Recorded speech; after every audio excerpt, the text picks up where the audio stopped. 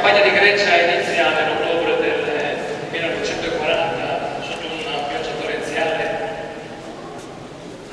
un'invasione che funziona per qualche giorno, poi i greci sono a casa loro e giustamente si difendono e si difendono molto bene. Gli italiani devono scappare e ritornare da dove sono arrivati, dall'Albania. E c'è un fiume, la Voiussa, che divide queste due nazioni, e c'è un ponte molto famoso,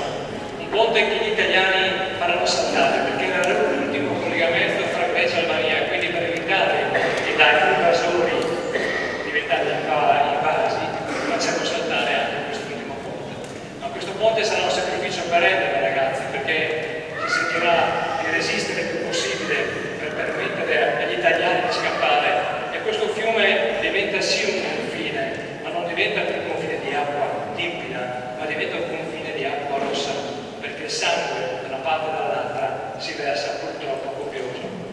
Sembra una pagina di storia, ma è molto reale in questo momento. Vediamo tantissime immagini